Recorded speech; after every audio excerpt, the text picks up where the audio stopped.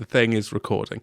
Oh, I'm also going to do this because I can then adjust my white balance later. Oh, I see. Yeah, because I'm a bit orange, so I'm going to do that. How about that? Now, and this is puce, so it'll turn off your white balance as well. So it'll be all wrong. Hang on, no. That's a little bit too pink. I'm going to... We're trying to...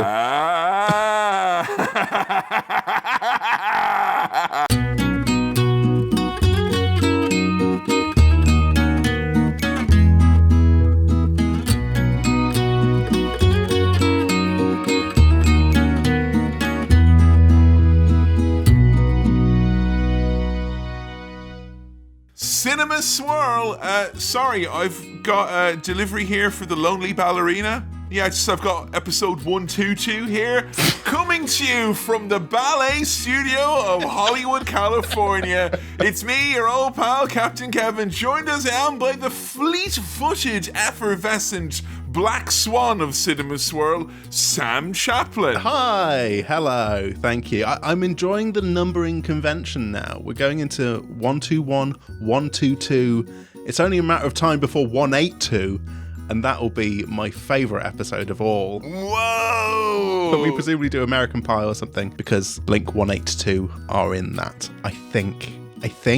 Well, we're less than a minute in and already you've got a banging idea for an episode going forward. I haven't seen it. Clearly, you are thinking highbrow, because today we're doing the sequel to The Godfather, a.k.a. The Godfather number 2, a.k.a. Revenge of Michael Corleone. He's coming back for another bite at the cherry. Right, this is The Godfather. Am I right in thinking it's The Godfather Part 2? Yes. Part 2. I don't like that as a naming convention for... Why? Just call it The Godfather 2. Part 2 seems like this was always the plan, man. And like it was always clearly it was. The Godfather isn't The Godfather Part 1, is it? It's just The Godfather. Nah, don't because if you do pretend. It the way you want it, it just sounds like a whingy Godfather who feels left out all the time. Oh, Godfather 2, I want... Shut up, Godfather. You don't get another go. It's not your turn. You should have had your own children.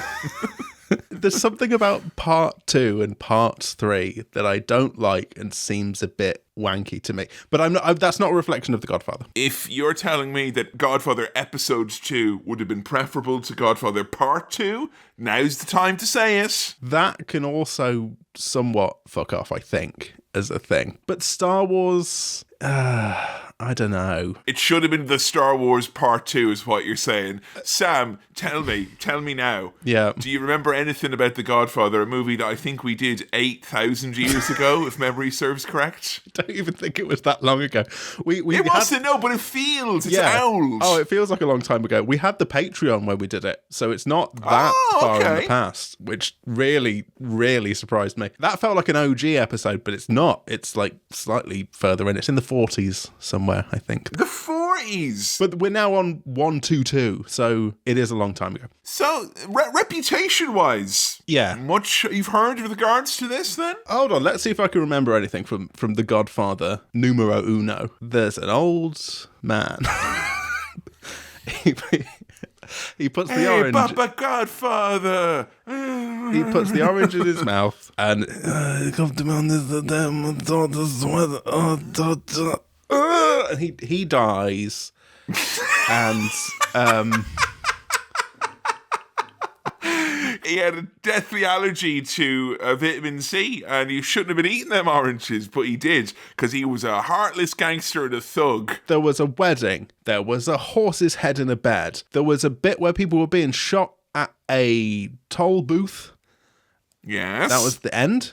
Question mark? Yes. There was lots of shooting going on at the end. It was all, you reject Satan and all his hang on now, empty promises, etc. I gave The Godfather 1 5 star wipes. So I really must have fucking loved it. But when it came down to ranking time recently, because we've both taken turns ranking the first decade's worth of Cinema Swirl, all them movies into S to D tier, S for Sam, D for Damn, and we we were surprised to think perhaps The Godfather did not make the S rank for Sam. I feel it didn't inspire much of a reaction of all at you. Why has it not had sticking power? You like mob shit. I do like mob shit. And I remember... Do you like mob shit? I liked it, but I don't think it's sweetened in my memory. It's just sort of faded slightly. Is it because it was so long? It might be, but I think this is longer. Are you worried about how long it is? Yes. Do you like to do a much faster pre-swirl so that we can get watch this really long movie? I swear to God, over on Patreon we're like, oh, The Crow 2, it was like 9 minutes long or whatever it is, and here we are now. Like, Jesus Christ, by the time you're listening to this bit, we'll still be watching the movie for the next bit. I could tell you were hurtling through the questions a little bit, but I actually appreciate that. Thank you for that. I don't want you to come away with a pissy opinion of The Godfather 2 because you're looking at your watch, because it's a long movie. But dare I say, it's a fantastic movie. Like, have you heard people talk it up in terms of it being as good, better, worse than... I've heard, of all people, Carmela Soprano talk to the priest who was coming to her house about how Tony prefers the second one, especially the bit where they go to Italy. But I then know, number 3, what happened? What happened? So the third one is notoriously a step down. Oh shit, are we going on Cinema Swirl for that then, I guess? I mean, that seems harsh, doesn't it? But maybe. It does seem harsh, but it's bad rep movies. And if it makes you go, So I know there's a whole thing of like, actually, part 2 is even better. That's the real Godfather. That's when it really kicks in. I liken it to a dinner where, Godfather 1's like the first dinner, but Godfather 2 is like the second dinner you have afterwards. Godfather 3, I'm not crazy. 3 dinners is pushing it, but the sweet spot of 2 dinners I feel is encapsulated by the majesty of Godfather number 2, which I can tell you right now, I'm fucking geeked about watching this bad boy. I'm now thinking about 2 dinners, and I'm thinking about when starters are basically a dinner. You know, a starter that's like a big starter? You know, when they give you a starter and it's a lot? I appreciate a starter that is so confident it'll have the brackets on the menu saying, we can take this to the main course. You give me £4, no questions asked. Big salad coming. All right, a little under the table deal. Okay, that's all right. Big fan of the little chats where it's like, oh, I'm already bloody full, and this is just the that's that's dread. You don't want that. That's not dread. You're only going into the main course full. How will you fit in your second dinner if you fill up on the starter in the first dinner? I'm what they call in the trade a full junkie. I love it. Give me more full. I just want to be full. Sam has been experimenting with microdosing being full all the time. Yeah. So he'll have a small dinner multiple times a day. And it's why do you think we're on video now? His productivity is shot through the roof. Yeah. I'm full to the brim and I'm ready. Don't clip any of this out of context. It's starting to sound weird. Right, Godfather Part 2. I know it's got a similarly great reputation as The Godfather. Mm-hmm. It probably loses something in general in just not being The Godfather, which is like top tier best movie ever. Not many the people who are saying Godfather Part 2 is as good or better are saying it as their fun movie opinion that's maybe a bit contrarian, perhaps? I feel it's a safe, fun opinion to have. Okay, much if you said the same thing about the Godfather 2 video game compared to the Godfather 1 video game. Oddly, I think the same criticism would apply somehow. Yeah, okay. Which I have to remind all of you, just to prove my film chops, alongside with Scarface and the original Godfather, I did in fact play The Godfather 2 before I watched The Godfather Part 2. Right. So I played it on Xbox 360 first, did very well, disappointed by the post game, but I will have you know I made up for it because I watched The Godfather 2 for the first time on a Blu-ray, on a PC, and that's how you're meant to watch it. When did you watch it? 2008? Okay. 9? Are you a fan of it? Do you really like it? Yes. But much like Sam Chaplin with Godfather Part 1, I attest its brilliance. Dare I say, I proclaim it from a mountaintop on a previously recorded piece of audio in a long forgotten world. Yeah. and yet I have not watched it many times since. I think I've only actually seen it in total like 2 times, maybe 3, which is wild considering I would confidently say it's my favourite Godfather movie. Ooh. But the third one, what happened? Oh, what happened? Oh!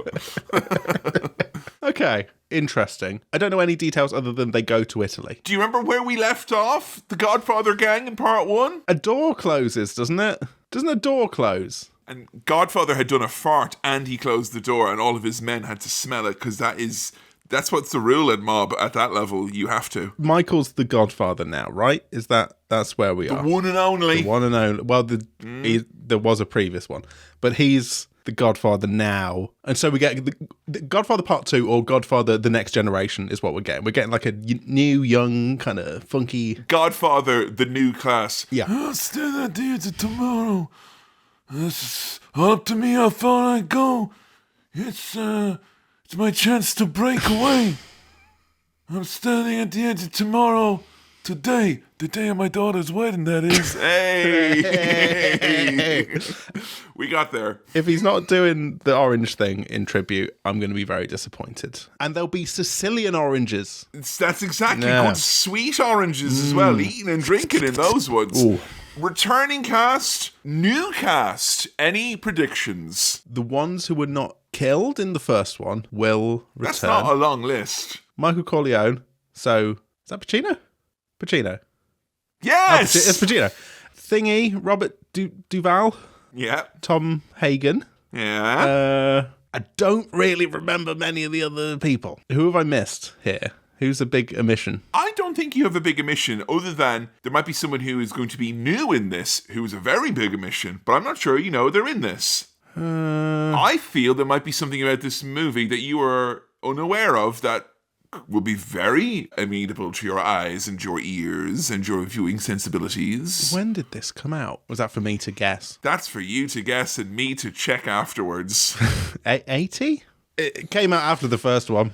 Oh, no, sorry. Hang on. No, I've gotten This is an important call. Sure. Hello? I know. Hang on. I will continue speaking to you like it is. I'm putting you on speakerphone, but I'm not. It's, no, oh, they hung up. Kevin was on his phone. I think 1974 was when the movie came out. It's like kind of a mid-70s. Well, edit out the bit where you took that call that you had to take just then. No, it's all right. They you know what? As far as I'm concerned, Sam, name and shame. Name and shame. That was who that was. That was unknown number, and I feel that people need to know that they're no good. The idea of naming and shaming unknown Naming and shaming. Great. They're done. I want it up here, all right? On my do not call list. Unknown number, You're done. Named and shamed. Unknown, no more. More like... Yeah, we know you. Well-known number, if you catch my drift. Right, Kevin, we're going to rattle through this pre-swirl, but there's something we want to come to here, but I think the place we need to get to it from is the mailbag.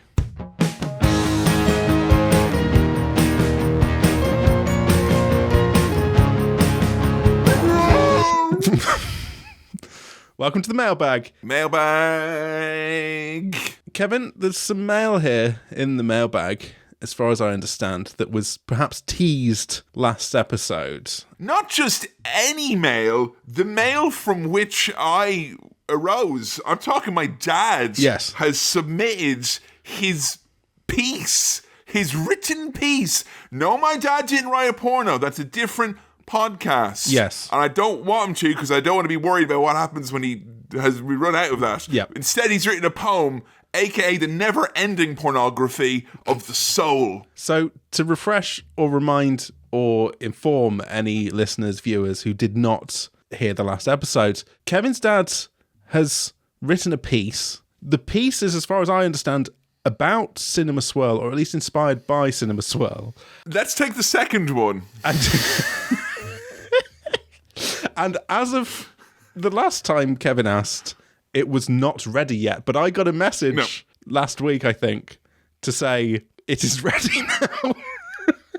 It's ready, and it has been read out at his writing group in Mullingar. Okay. So I'm very happy to share it. Now, look, I want you to know that my dad is not necessarily a man of technology. Sure. But the fact that he printed this out and then took 3 pictures of the 3 pages it was printed on and then sent those to me via text message. Right. Genuinely had to double check it was the same man. So I was very proud of him for that. Although I will say, in terms of an effective flow of communication, I don't want to say that my dad's poem's got a carbon footprint, but there's some servers grinding in fucking Dunleary for this. There were some carbon middlemen that could have been cut out there, but that's fine. Perhaps.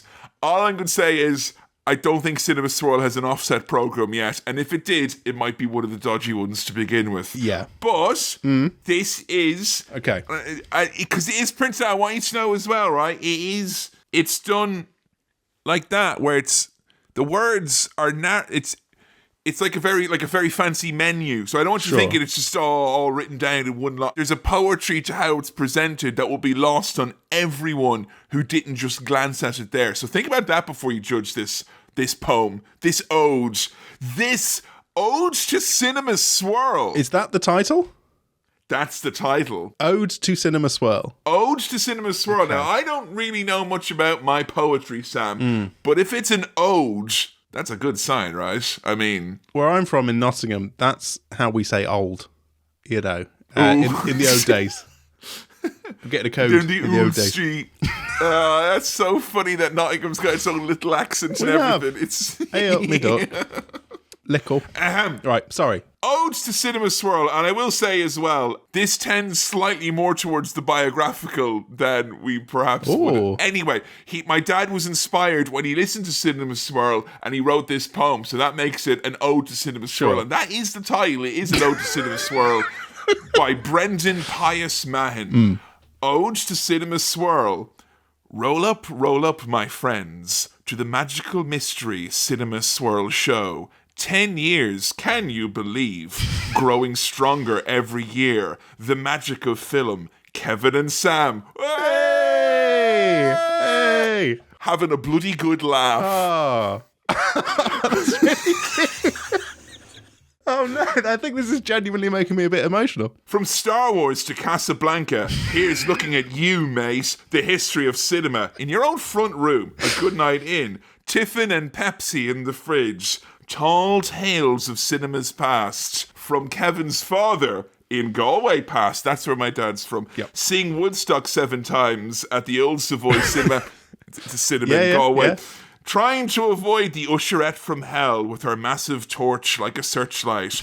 Or the good, the bad, and the ugly at the own town hall. That's another cinema that was in Galway. I saw Beethoven there. Oh, the dog film. The dog, yeah. Thrown out 6 times, only 14 for over 18's film. Now no more black and white. Cinema marches on. Sit back and relax. With Kefin and Sam having a bloody good laugh. Here's looking at you, mate. Keep the fridge full. Fucking that's an absolute keep it full. That's a belter. That keep is it full. I'm doing this. That's lovely stuff. 10 out of 10. There's a lot of detail in there. To be honest, there is. There's probably enough there for my dad to be doxxed. just to know. Thrown out 6 times from I know, right? cinema for sneaking into an 18s. Never been thrown out of the cinema once. No. I think back then they gave a shit, didn't they? They really tried. I just think it's the younger generations were better at this. You know, I feel like the generation beneath us is going to be invited into the cinema for free for doing so well, like, you know. Or probably because the cinema business will struggle so greatly the next few years, they'll be like, please, come in now, will you? I didn't know the extent to which your dad was a avid listener, or has listened enough to know some proper references there, because that's like actual stuff. He chooses to embrace your Pepsi, but also acknowledges your Tiffin. Yeah. And I feel like if you don't feel seen by that, Sam, then my dad's not looking at you. So, I mean, spectacular job. I'm very, very happy with that. Yeah. Thanks, Dad. Yeah. That's good.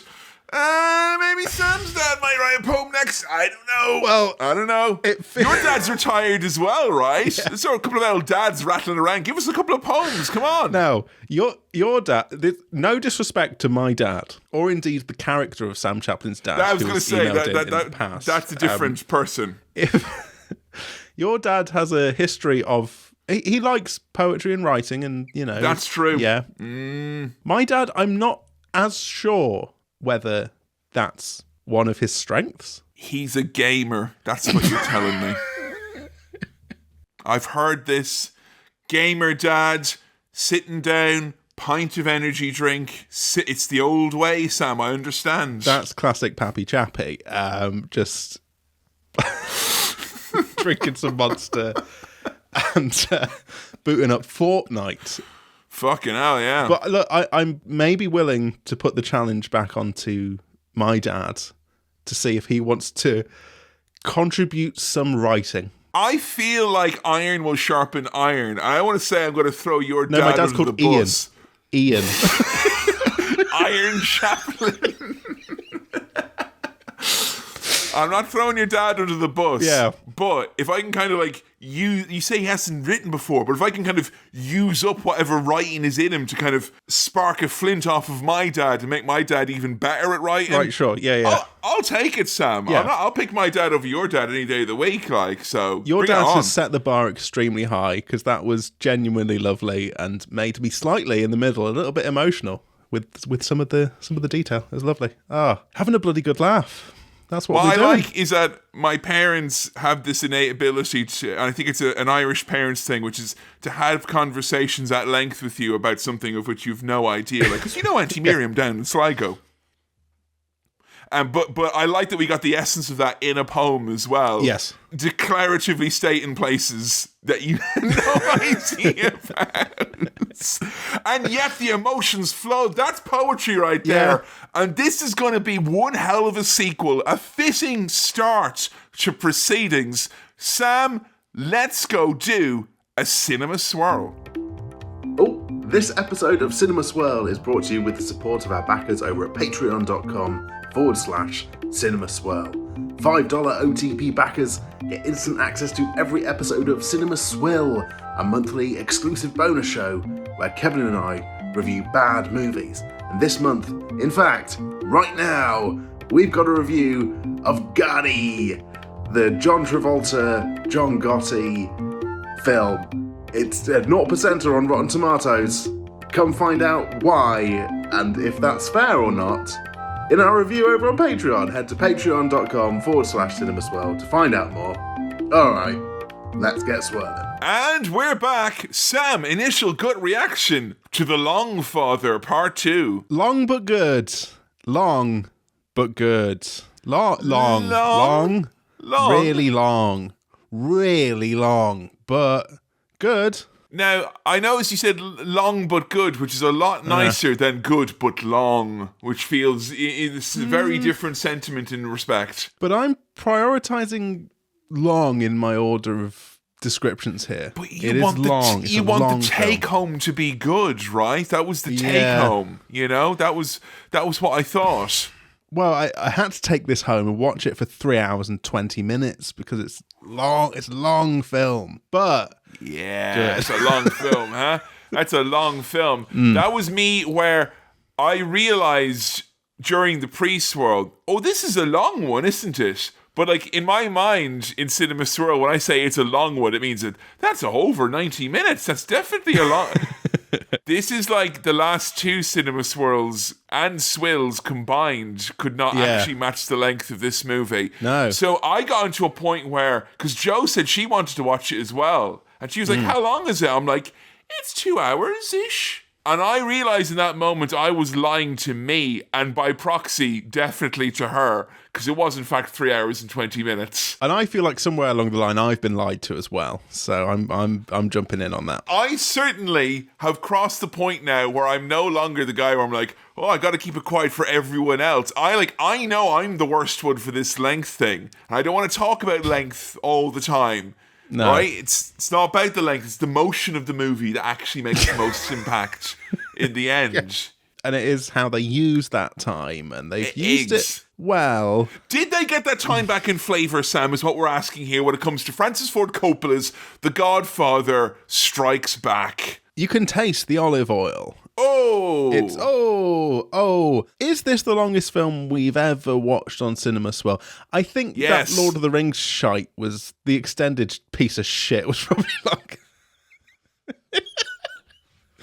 That fucking extended Lord of the Rings dog shit was probably longer than this, wasn't it? You know what it is? Stupid There's many people bollocks. who might take stuff like that and then it comes out in a passive-aggressive manner at someone that you work with and someone that, knows a lot of, lot to make this whole thing, the video, everything looks so nice and all that. But that'll never be me, because I'm the bigger man. Okay. No,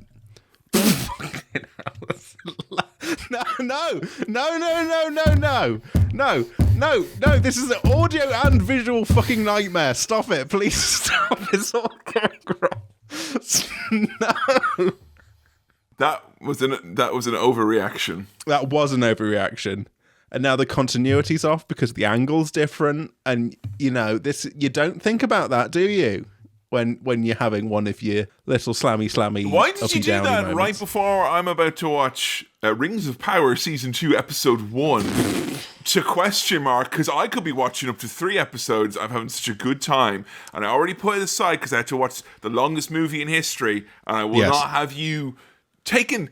Oh, all right, Sorry, I'm taking it's very rarely I have to walk out and be like, hey, the entire world, ease up a minute. Yeah? Give me some breathing room. It's barely fucking 6 p.m. and everyone's shit on it already, and it's only just come out today. Look, I'm sorry for having a go at Lord of the Rings at a sensitive time. I've also realised that, part of the pivot to video is like, hey, maybe some new listeners, viewers will find this and think, oh, these guys have got fun opinions. And I'm instantly, without any context for them, being like, fuck Lord of the Rings, it's a piece of shit, trash, fire. It's all right. That's not going to go down well. Look, Sam said to me recently he wanted to increase engagement, and I quote, by any means necessary. Yeah, I'm just all about the hashtag content, hashtag brand now. Marvel's went so woke recently, it's almost impossible to watch, I find. Not like Star Wars, which hasn't gone woke at all. They've given them both sides. Yeah, both sides there now. Both sides of woke. And remember, we are also battling with the Spotify auto-generated chapters. So if this could be both sides of the woke, before we even get into Godfather... Look, it's not like we don't have a very long movie to get stuck into. Right, okay, let's get in. So I'll simply say da da da da da da da da da da da da. And that is the sound, the familiar sound. We'll be hearing that at the Oasis concerts going forward. Obviously very excited about Godfather 2 coming back after all these years. In the cold, in the dark, in the cold. Did the theme give you any semblance of that Godfather feeling? Yes. Yeah, I mean, it's a very, very good theme. It's a very evocative theme. It's been used not just within Godfather, but within kind of pretty much anything that wants to... Ringtones, polyphonic ringtones, MP4 digital greeting cards on the email chain. They're all there, they all work. And I always forget that it's Mario Puzo's... It's some other lad's The Godfather by... Francis. It's a book. It's the book, it's from the book of The Godfather. Yes, it's Jigsaw from the book of The Godfather. No, it's not. It's simply showing respect, which is the main theme of this movie. We open on a chair, or do we? Check yourself. We're in the old country, and that's the thing that was most exciting about this movie, that a sliver of detail falls through by the wayside in incidental chatter in The Sopranos with like, oh, Tony's favourite bits when they go back in 2 to the old country, and I thought Sam would figure out when they mean the old country, they're talking about AKA the past. No, I thought just Italy was referred to as the old country, or Sicily was the old country, but they had literally gone to the old... Yeah. They've gone to the country and it was old times. That's the old country, not to be confused with the old country, which is what Irish immigrants in New York refer to Ireland as throughout the early 20th century. So we get a little bit of Star Wars treatment here. Turns out that they were simply drinking from the cup on the shoulders of the mountains of the giants of Francis Ford Coppola, Godfather 2. They had introductory text here. Can I say something about this introductory text that seems maybe a bit pedantic? But I think for that amount of text, turn hyphenation off. Because the word murdered goes off the end of a line and has to come onto another line. I'm like, guys, just do something to not hyphenate one fucking word in this little tiny paragraph that you've got. Have you ever tried justifying very emotive text like that, Sam? I mean, you can't just fucking do what you will. Like, spoken like a true heartless graphic designer. Yeah, look. Have you ever tried to justify a flub like that? That's a proper movie flub. That's a blunder. That's a mistake, and that's a gaffe right there. At the funeral, all the graphic designers, I'm on so many stopgaps and so many rules in place for my funeral already, and I know that I have, let's face it, a greater than average number of graphic designers coming to my funeral, and they'll all be looking at it going, oh, it's so wrong, this, you should have done it wingdings or whatever, you know. Yeah, but if on your gravestone, heaven forfend, it said Kevin, Matt, dash, and then on the next line, you'd be a bit grumpy. No. You're not taking away that sweet Honda sponsorship away from me. Those are fluid negotiations, and I know it's in poor taste, but that's my decision to make when I die. God. Kevin Mahon. That's how I used to help English people say my name. I'd say, they go, Kevin Mann, Kevin Muga, and I'd be like, no, Ma is in mahogany, Han is in Honda Civic. You're a fucking grown-up, say my name. So, in old country time, we're flashing back to baby Vito, little tiny little boy Vito. He's 9 years old. He got the weight of the world on his shoulders, this guy. We've got a child actor, but he's doing a good job because you know what? He's saying fuck all, which is very important. That's good. I like that. His brother, his dad, so they're on the way to his dad's funeral. His little child brother is killed.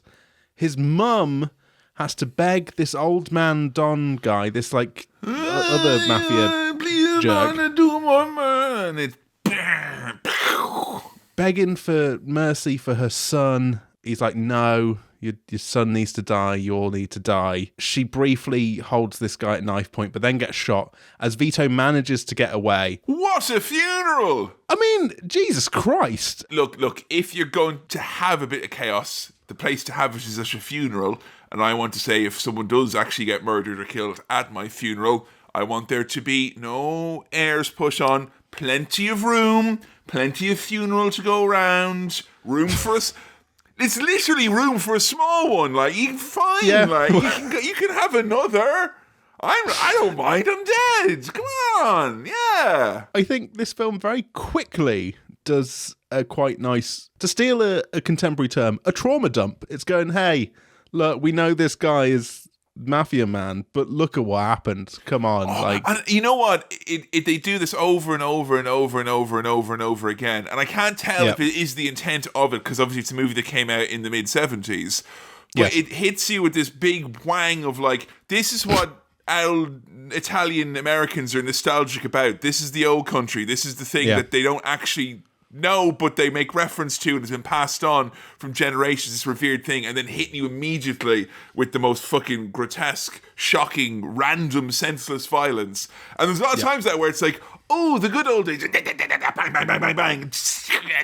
A lot of that going on. And I feel that is good. Anytime anyone harkens the good old days, they should convey a murder as well. Because they were going on then, and they're going on now. Oh, were these good old days, were they? Because people died. Yeah. So maybe they weren't so good after all. Was that a good old day, was it? The good old day of the massacre of the Corleone family, who aren't even called Corleone at this point. They're in Corleone. Yes. Imagine that. Imagine you be called Sam Nottingham and me Kevin Delvin.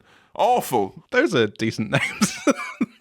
I'll take Kevin Nottingham. You can be Sam Delvin. I think that. Oh, that's a singer-song. Delvin. That's a singer-songwriter name right there. Sam Hang Delvin. on a minute. He always does collabs with people. He's never like the featured artist, but it's feat Sam Delvin. No, but you stack up all them posters, that font's getting bigger. I'm not a graphic designer, but I can see he's moving up. Like, you know, in Rocky, he moves up the ranks, but in the singer-songwriter support world, the font just balloons up a little bit, like, you know. Yeah. Da-na-na. Young Vito, little boy Vito, he makes it to America on his own. He's like just getting there on his own. Oh, I love this so much. I just love the care of it, because this is a movie that's made at just the right time when the people who would have literally lived through that were still alive, and it feels... Obviously, I didn't get into Ellis Island. I came through Air Scotland when I emigrated, actually, and it was a very seamless experience compared to this, even though the parking situation at the ferry left a lot to be desired. Sorry, Air. It is.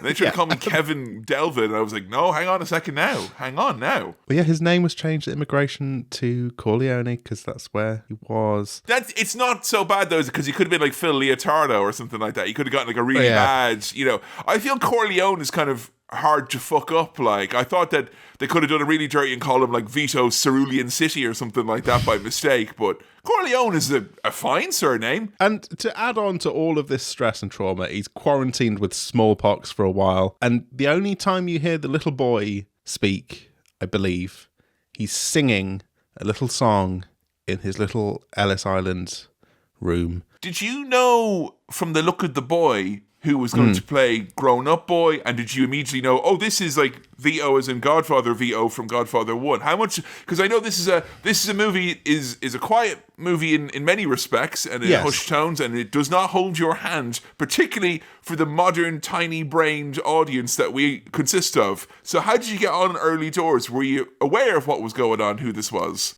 So I was aware of who the child was. I think it was actually weirdly the child stuff that made me realise, oh, okay. I for some reason I had in my head that De Niro was in this, but was in like the third shit one. What happened? Fucking Robert De Niro happened. That's what happened. I was like, oh, okay, that's what I'm missing out on here, is that De Niro's popping up. And, you know, to bury the lead, doing a great job. I think Boy did a fabulous job. Great job. Portraying Robert, like a boy portraying an actor portraying another actor. Like that, talk about a parasitic wasp of a performance, but the boy did excellent as far as I was concerned. He did great, yeah. That was one of the strongest child actor performances we've seen on Cinema Swirl, and again, largely due to saying fuck all, which is good. That's and smart again, choice. Look, we've often spoken about the child Oscars, but given the situation in Hollywood, it felt like it brought a bit of, you know, undue scrutiny, so we've went away with them now, and they don't do those anymore. If the kid had to try and do the but without the voice being broken, it's like it would just be a kind of be a tricky one. Right. And then his mom's there. Will you now? Will you make me an offer I can't refuse? I've got an offer for you. Clean up that fucking mess you made there. We flash forward to 1958. 57 years in the future. Yes, we're flashing back and forward. We've got two parallel stories going on. I want to talk about how much this feels like telly, but telly is how it is, I think, partially inspired by this. When you say telly, are you talking like specifically like Sopranos and HBO prestige drama? Because I feel prestige telly. Yeah. I think those bits of telly that have aspirations to be like film, you know, that whole golden age thing that everyone was talking about, I think one of the big touchstones for that clearly is this, because they're kind of flashing between those two timelines. Yeah. I know that's not unique to television. No, but it's done a lot by television now. It's funny because when I was watching with Jo, she said you could very easily see where the likes of Breaking Bad and Better Call Saul. And I kind of feel like, I'm not trying to say that as like a way to like lift them up to great, like I like those shows, but it's clear where they did their homework and what they were trying to, you know, and this is for 1974, zipping backwards and forwards willy-nilly with, you know, not a lot of preemption or whatever. That's a difficult movie to pull off. And even at its length, I feel like it's its greatest strength. It tells two stories that have echoes, that have parallels, but are, in my pea brain, I feel you could cut both these movies in half and you'd still have two excellent, very short movies. Yes. That they don't rely on one another. They don't it's not like they don't make sense one without the other, but they're enhanced. Gin and tonic is what I'm saying here. Yes, exactly. They are informed by each other, but they're not relying on each other, and they work really nice as. I suppose it feels very like books, you know. It's like books. I was going to say literary, like literature, like books. It feels like books. The word is literal, Sam. Actually, I think it feels booky. It's not a big book, this movie. So long. I think maybe I would have appreciated the split, you know, you get one and the other. But for your sequel, to do both a sequel and a prequel, pretty bold move. I like it. Sam, I guess you were probably a bit like, what's going on here at this scene? Because it's a big communion, which is an important day in every Catholic child's upbringing. And so I have the moment here now to sit back and see what you made of this. Did you have a big do, did you, when you were 7? No. Well, I had a birthday party and we had, you know, Christmas and all that. But it's like you get Holy Communion instead of a birthday. It's not an either or situation. It's a big party, and there's, I tell you what, a lot of grown-ups for a party ostensibly for a child. Not to say that the Mahons are some sort of a crime family, but my experience of my communion was somewhat similar to this in that it was mostly grown-ups who I don't recognise, would struggle to name, and there was a giving of gifts, which I was then under strict, so you're not allowed to, like there was a lot of like gifts that were given that you were told you're not allowed to touch. And then, fun fact about my Holy Communion, 20 years late, literally 20 years later, I rang my parents like, you remember that big do I had when I had the Holy Communion and I wasn't allowed to have any of it? Whatever. And it turns out it was in a credit union, and that's how we did our Edinburgh show from my end, at least. Oh. My communion money paid for my run at the Edinburgh Fringe with Sam et al. In a way, that's taken us to where we are now and has become, you know. That's when we came up with the idea for this, was on that very, So I'd like to take now to thank Catholicism, I think. Thank you. And Jesus. And transubstantiation is... Good. Really good. And you acknowledge one baptism for the forgiveness of all sins.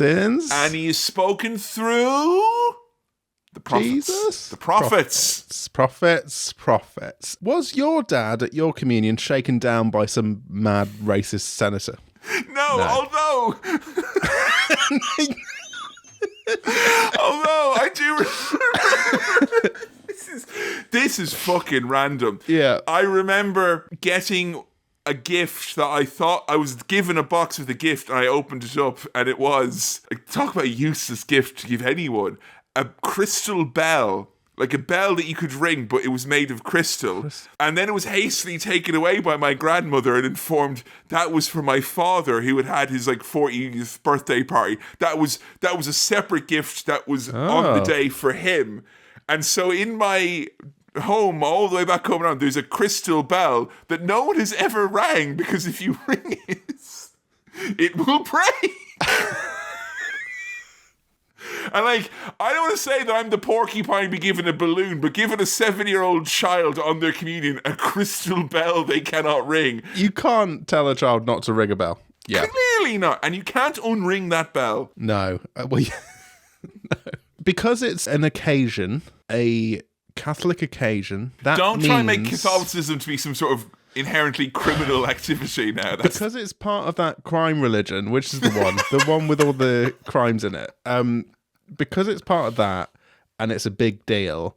That means, like in the first film with Michael can't refuse meetings today. I think it's just the case that he has meetings. Oh, he's just having meetings. On the daughter's wedding, you can't refuse a request. Okay. So they'd say, take your Mickey out there now, Vito, and wave it around. You'd be like, I don't want to do it. You fucking take it out there now. I've requested it. And you have to. It's kind of like he died of embarrassment, because after that wedding, he had to do that 9 times in a row. And he's old and the willy's all small, and it's bad vibes. And once someone's told him to do it, people realize they can go in and get him to do it, and it just becomes a running gag. Breaking a golden seal of a sort, and it's ringing a crystal bell, isn't it? It is. You can't unring that crystal bell. No. And I feel like Michael here is simply got a lot on his plate, a lot of family. The two families. And if you think you've got stress with your family, imagine having a crime family as well. I know. Jesus. It's a lot. It's nice to recognise people. Hey. We get an appearance from Junior Soprano. How quickly did you see Johnny Olo there and go, that's my boy Junior, who manages to look a different type of old by being younger? Right, so... Right, he's younger, but he's went into this other path where he's a different old man to what, and now in his 80s he looks younger now than he does in the 70s. He's such a confusing man. It took me maybe a couple of minutes to be like, oh yeah, okay, because I was talking to Sophie about this. She's like, he looks old but young old. Yes. It's so strange to see because he's still an old man, but he's a young old man. Is there a particular moment, or was it literally straight away, bam, there he is? It was hearing his voice, I think. I didn't necessarily recognise his face. I was like, I think it's him, but maybe in that way that kind of gentlemen of a certain age all kind of blend in together when you de-age him. And then he was like, Hyman Roth always makes money for his partners. I was like, oh shit, that's Junior Soprano right there. I was so convinced it was him, I thought he'd slip and fall. Like, you know, I thought that the clumsiness would follow him through other media. I was going to say, and then he started eating pussy but being secretive about it. But that's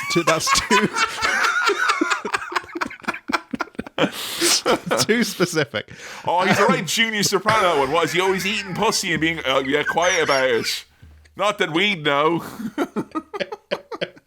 These films are always very pretty movies. I think they're fucking gorgeous. The scenery, the patience of just saying, hey, look at this. They take a nice long look. Anytime you see a new thing, whether it's a factory in the old country or a bustling street or a big do, they go, and you see the whole fucking thing. And I don't mind a movie having a length of this when a lot of the time that it takes is taking its time. I feel that density of movie versus length of movie could be my ultimate issue, because I found this a lot breezier than its runtime would have had me assume. Agreed. It doesn't feel like the full 3 hours, 20 minutes, but there are points later on, I would say, where you're like, ugh, and it's still going. Did you do this in one? Down in one, did you? Like a proper boy? Yeah. Good man yourself. I saw that bit that said intermission. I said, fuck you. Keep it going. Keep it rolling. Keep it going. I don't know why I'm so sweary this episode. You are. You're very sweary. Good Lord. Sorry. Bad influence, these criminals on you. So we've got Frank, who I initially thought was the guy from Rocky, but he's not. I love Frank hanging out with Fredo. Couple of winners here. I pissed myself. He won't see me. This guy is like such a fucking bag of shite. I love him. He's so crap. Maybe if I knock some more things over. You remind him of his, like, a mean impression of his dad. Stay away, Frankie. You're such a cruel approximation of Marlon Brando. I'm against it. Shut up. You're hurting his feelings. He's grumpy that Michael is not helping him with an issue that he's having with Hyman Roth. Yes, he's having problems with he's on the street level, basically. He's one of the bosses in New York. He's having a problem with another family that are backed up by this mysterious money man who we've heard about from Johnny Olo, who's played by Junior, called Hyman Roth. A guy who seems to just make money for people, but pulls a few important strings from afar. And let me tell you, there's no quite way to say, don't take me seriously, like drinking from a hose at a wedding. And we've all learned that lesson once and once only in our lives.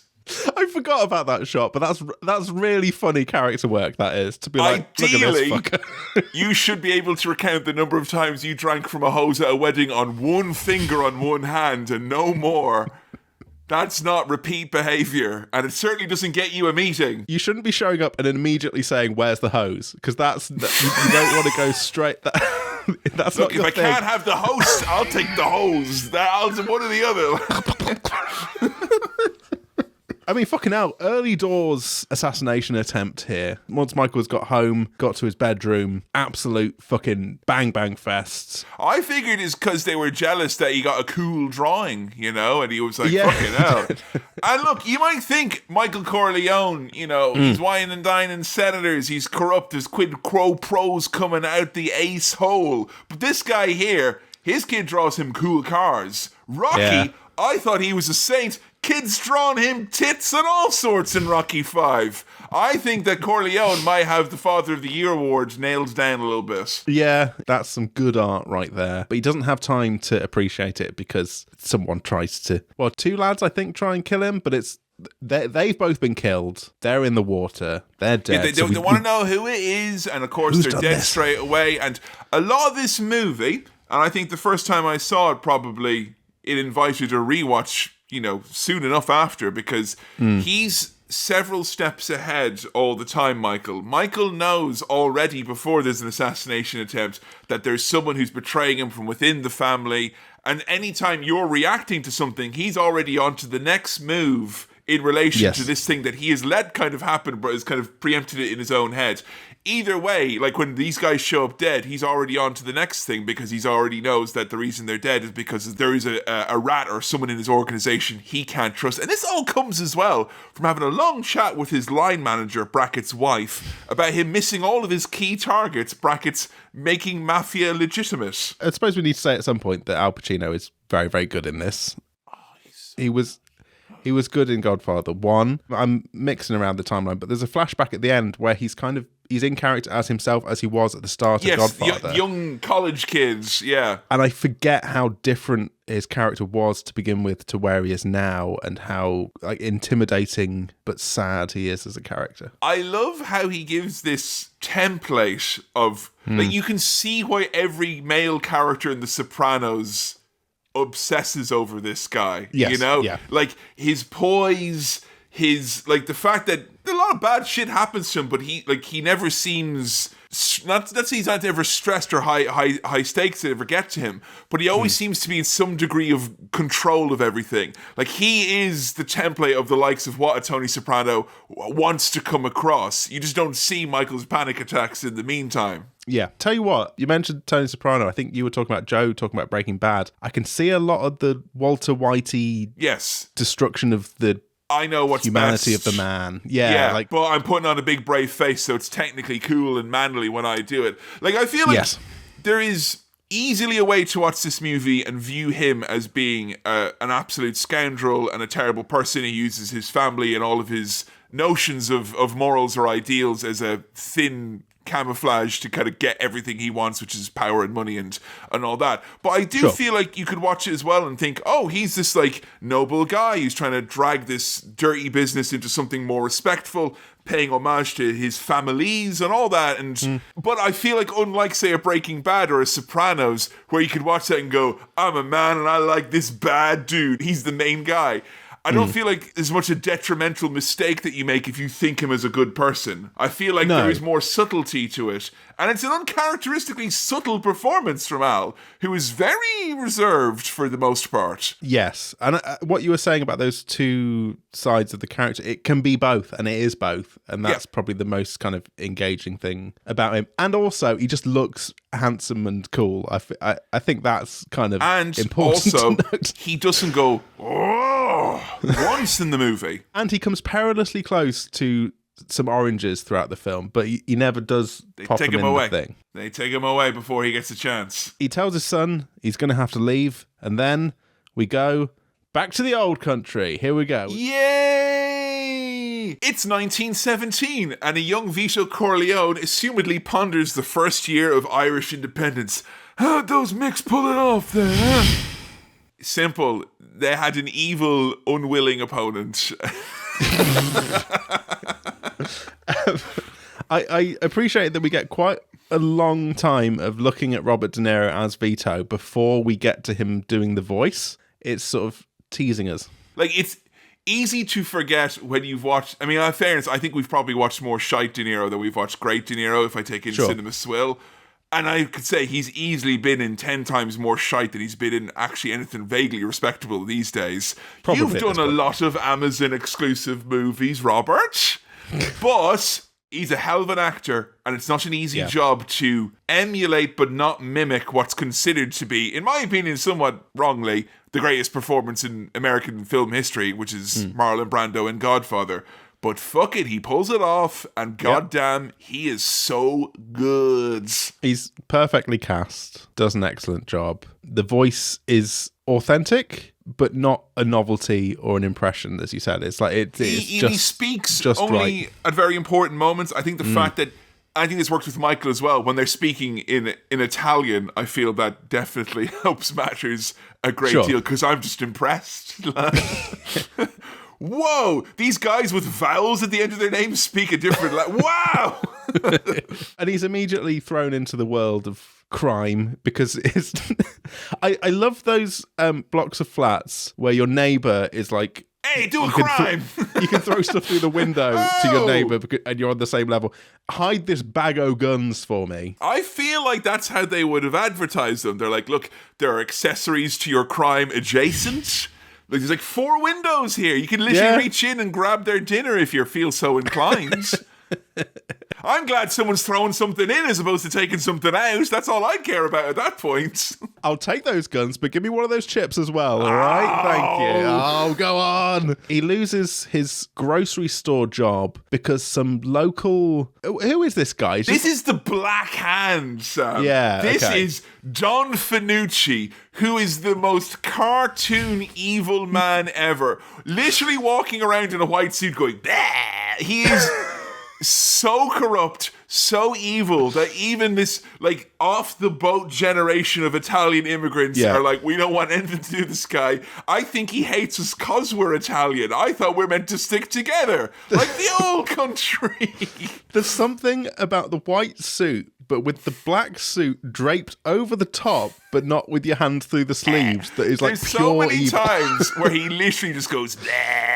He's so mean. And yeah, he comes and he costs your man. Like, we've seen him stealing money from like everything from like the local theatre to just people selling food on the streets. Vito has observed him, and then his job is gone because it's a Nepo baby hire, and the worst type of one when it's a mafia guy's nephew, a Nepo baby hire. I can't believe I lost my job to a fucking nephew, not even a son or a cousin. Because of this gun, look after the guns, and he's done a good job, and he's not kicked up a fuss or been weird about it. He's roped into helping out with the burglary, and we're like, okay, he's on his way towards the life of crime. Off he goes. Do you notice who the gentleman in the hat who gets in the burglary business with him early doors and brings him into that life of crime? It's Clemenza from the first movie. And there's actually a lot of people who are brought back or younger people play them, whatever, but like a lot of his kind of circle that you see in Godfather 1, you do see in these flashbacks. And again, it's a nice extra, but if you don't notice it, it's not like, oh, I don't know who this is or what anything. I was like, just very impressed that not just Vito, but everyone who was doing a little wink and a nod did a very good job as well, might I say. It's like that sad Sopranos prequel film that was fine. Do you remember that? I think Joe Perez said it best, which was like, if we were all nicer or a better people, the Sopranos movie would have been better, but we got the one we deserved in 2019 or 2020, whenever it was. Fair enough. With regards to getting into the burglary now there, Sam, and I feel like as he's getting into burglary, we're also seeing him get like a lot of other things about him that make him different from the average modern crook, which is he does have these kind of, lines that you won't cross or kind of values or morals. Like when he's let go from the food shop, he gets one hell of a severance package, brackets picnic basket, and he turns it down, which, I mean, I'd get fired on purpose. I'd be like, oh, Don Fanucci, send that piece of piss cousin of yours in there. I want a big bag of mozzarella. I would have instigated that. But he's a different kind of cat, this Vito. That's the best Too Good To Go collection I've ever seen, that box. That's incredible stuff. Sam, I say that, and one time I literally got 7 dozen eggs. So, 7 dozen eggs! £3! What are you going to do with 7 dozen eggs? I'll tell you what I did with 7 dozen eggs. First, I gave some to Adam. Second, I pickled 2 dozen of them. Third, I made like 6 banana breads and then froze 5 of them. And you'd be surprised how quickly I get through eggs otherwise. All right, fair enough. None were thrown away and none were frozen like a freak. Tell you what, listener, those eggs have been accounted for, so you can't argue with that. Don't tell the egg tax man. Don't tell the egg tax man. I didn't put that in my bill this year. Would you consider burglary a gateway crime? Because I feel like everyone who burgles gets into like mafia eventually, right? Yeah, it's a nice easing into the life of crime. If you're helping out with a burglary, you're going to be doing more later on. I don't know, Sam. Personally, I'd do anything for rug, but I wouldn't do that. And I think that if you're going to go do a stealing, you need to have a little bit more. I don't know. I love the scene where they're stealing, particularly when he has the gun drawn out against the door when there's a guy looking through. Just the constant moments in this movie where you show the audience how perilously close to mayhem everything is all the time, even though it's kind of a quiet movie. That's something that I feel The Sopranos took wholesale, which is the inevitable madness of everything they're doing coming to the forefront. And there's a look in Vito's eyes he's not put off by that at all, and he almost enjoys it, but it's extremely subtle. You could read all sorts of things into that, but he's not put off by the impending chaos. I'm Robert De Niro, and I want you to buy Warburton's, or do I? Inscrutable. Does Classic he like Bobby. it? Has he had a crumpet? I don't know. So, flash back, forwards to the future. Back to now. Back to the now. AKA which is the in then. The then. Michael has gone to speak to Hyman Roth, and this is all about, like, look, who fucking tried to assassinate me here? He's telling Roth that it was Frank, the old hose drinking bumbling lad. And like, were you shocked by Hyman with this kind of very plain, retired old man? You know, he's not presented as anything other than just, he feels like a civilian, if anything else. He looks like Paul Daniels, like pure evil, obviously, but, He's living his life, but he seems excited about working with Michael. But again, you see it like back to back here then, like all the wheels turn with Michael because he tells Hyman Roth one thing, he thinks it's Frank, and then he's straight away to Frank, and it turns out he believes that Hyman Roth is actually the one who's betraying him, and he's going to try and manufacture kind of dissent in here to weed out the traitor. You don't really know, clearly, which of these is true and which of these is maybe egged on a little bit. Both are kind of true, and both are also kind of false at the same time. There's a lot of that in this movie where he kind of dual wields the truth and a good old-fashioned lie to great use. It's a very cunning, what's the word? He's got, I want to say business acumen, but it's like manipulation acumen, crime acumen. I could see Christopher Moltisanti watch this and be like, oh, Tone, I wish I could lie like that. Oh... I can barely lie. Kevin, can you ask me where the assassination attempt happened, please? Where did the assassination attempt happen, please? In my home, in my bedroom, where my wife sleeps, where my children come and play with their toys. Oh! He got close to the red there, didn't he? Yeah, it was just, it was, you could see it was peaking, but he didn't quite go over into full If either of those assassins had a great ass...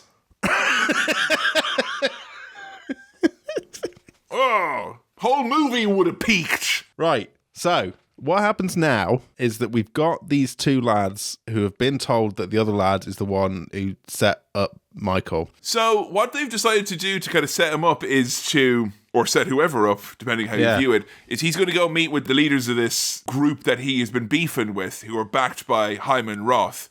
The idea thinking that he's going there to make a fake peace, so then that they might be able to weed out the traitor down the line from that. But what instead has happened is he's been sent there basically to be killed.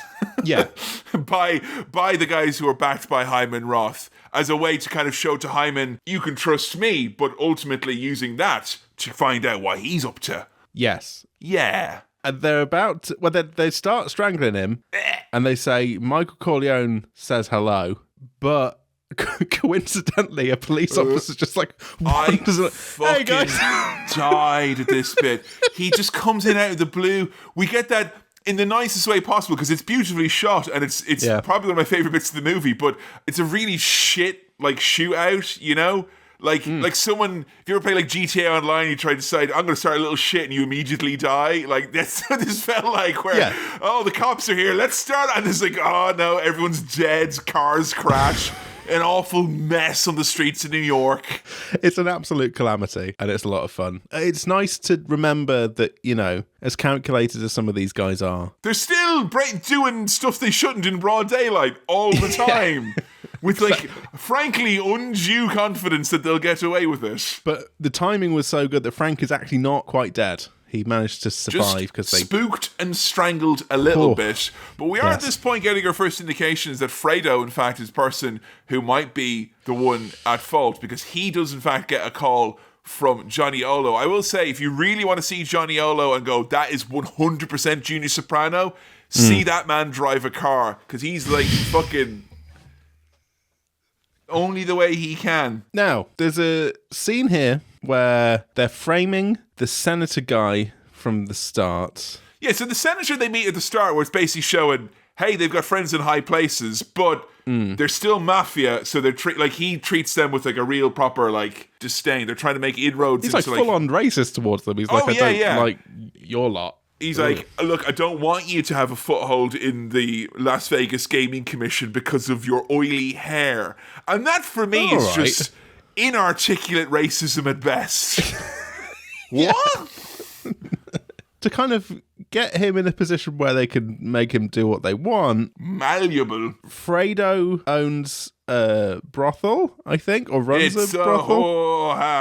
Yes. And they frame him for the murder of one of the girls, and he's like, I don't know what happened, I don't remember it. And it's really quite gruesome when you kind of move over to... Tom Hagen treats this with the dignity as if he walked in and the man had shit himself. He's like, it doesn't matter. No one needs to know about this. This happens. Your secret is with me. We'll have people who will deal with this. There are clean clothes in the next room. Let's take small, serious steps in that direction now. If I'd shit myself, I would want someone like Tom Hagen there. Oh, yeah, and as well, I think you and I both, Sam, that if we shit ourselves, the mafia'd have us like that. Yeah. We'd only review mafia movies and give them really good ratings from now on. This is a 5-star wipe one, Sam, right? Right? Yes, because I don't want people to know that I pooed my pants. No, Sam! We had a mutually assured destruction pact. Now they're going to know I pooed. Oh! But which is sort of what's happened here, but more gross and sad. And, yeah, he's killed a prostitute. And also, presumably, she's had to die just to facilitate this Well, as situation. they said, the girl had no family as well. So they can disappear her, I guess. Yeah. Dear Lord.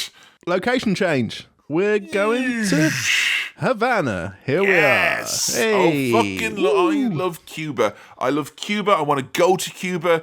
If you've been to Cuba, don't fucking tell me because I'll be jealous. Shut up. Lots of things to like here. The big meeting with all the heads of industry. The solid gold phone. No amount of hubris. Never mind the rebels. Oh, I'm sure Che Guevara's t-shirt's very cool, but look at this solid gold phone. The guy from the telecoms company brings a solid gold telephone. I just think the guy from the sugar company was like, oh, fuck, I should have brought some of that gold sugar back. Shit. I like it when everyone's like, these are all titans of industry. Michael, he does a little bit of this and that, you know. He's kind of giving a very vague operations out in Las Vegas, you know. Yeah, it's, you know, casinos and hospitality is his thing. We go into this in a little bit more detail in Godfather 2 for Xbox 360, which is basically the corrupt government that did in fact get overthrown was a hotbed for international corruption of the US trade variety. And a lot, this is based on fact that a lot of money from government and from illegal sources flowed quite willingly in there in the exchange for plum favors and contracts and whatnot. So olive oil and telecoms are flowing into this state at a rate you wouldn't believe. Solid gold olive oil is flowing in.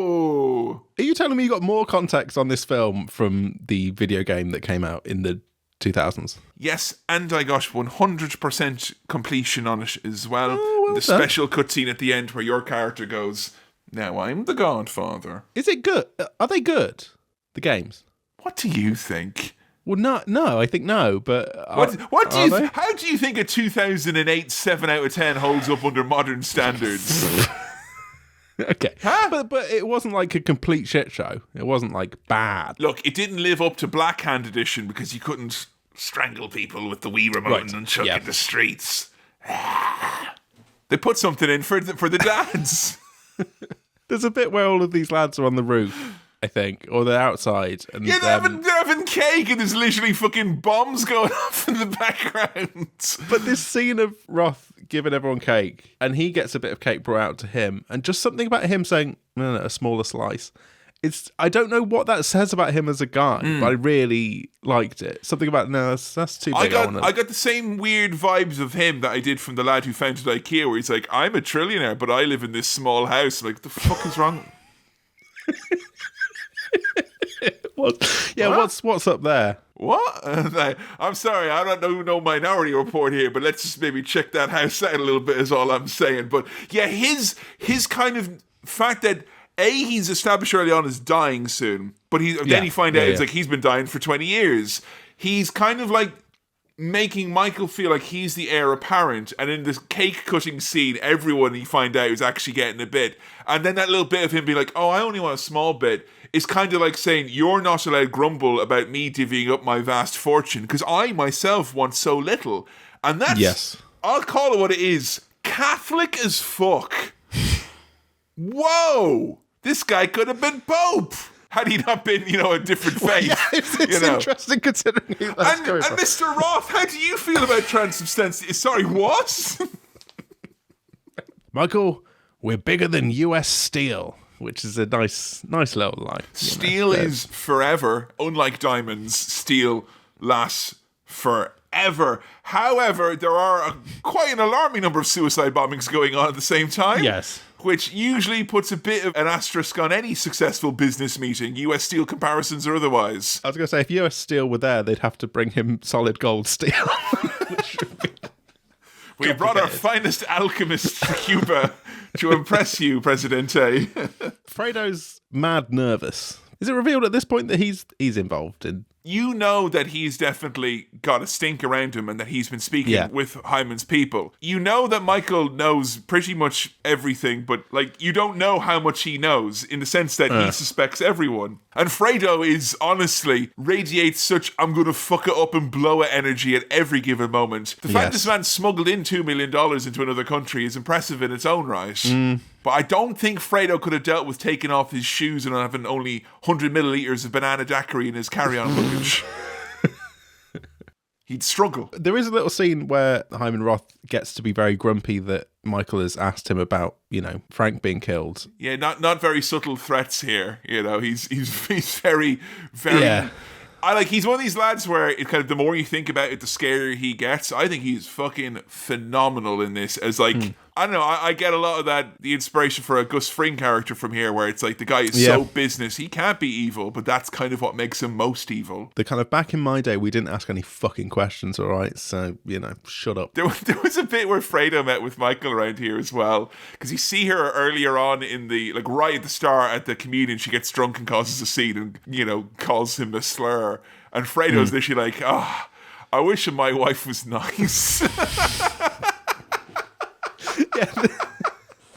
I wish she didn't call me slurs. There's a couple of bits in this film where it's just like, my wife hates me. Poor Fredo. No. So he claims and pretends that he doesn't know Johnny Ola, who is Junior Soprano. He's so bad at this. He lets it go in a very subtle way at the start, and because he gets away with that in his mind, later on he's like, hey, Johnny Ola, remember when we were plotting to kill my brother? And Johnny Ola's like, be quiet. He doesn't even do that. He doesn't realise that he's just bragging about, my best friend Johnny Ola, who I've known for years, told me about... Let me tell you about this guy, Johnny Ola. He eats pussy morning, noon, and night, this guy. You know what I'm saying? Al Pacino as Michael looks properly devastated. He's got head in hands of, oh shit, it's my fucking brother. He spends a good deal of his strongest acting moments in this movie, like with the head in the hand.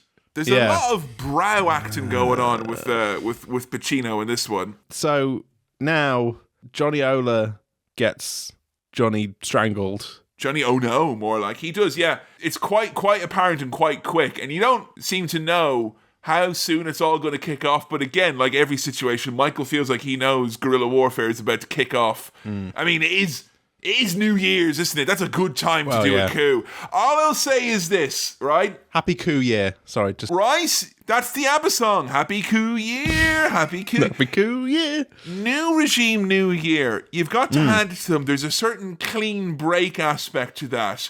And I know what you're thinking. Oh, Ireland, Easter Rising. Why? The new tax year. All right? It was actually very good of us to do it then. Nice, clean break for the books. Yeah, it makes financial sense, right? Yeah. Yeah. Not so much for you, but like... No. Johnny strangled. Then they try and have Roth smothered, but the guy doing it gets caught and shot. Oh, I fucking love this dude who shadows Roth the entire time. It's basically like Michael's assassin. You can tell because he looks like a baddie in a silent movie, walking around with a scarf, dressed all in black, literally doing, twinkling his fingers together with his black gloves. And he gets caught mid-smother, and it's one of many very, just slightly too real to be anything other than shocking and barbaric. When he gets shot, a lot of people get shot like in the fucking cheek or in bits that they don't normally get shot in this movie. Devastating stuff. He didn't even get his full smother on.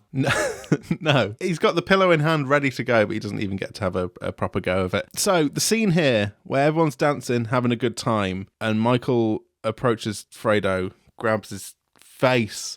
Does he kiss him? He does. He gives him the kiss of death. Yeah. I know it was you, Fredo. You broke my heart. It's very intense. Yeah, it's very one good. Of the rare moments where his emotion kind of spills over, because Fredo, he is an idiot, but he's also got self-preservation and probably knows his brother better than most. So he's straight away, he's out of there. He's like, he knows he's done.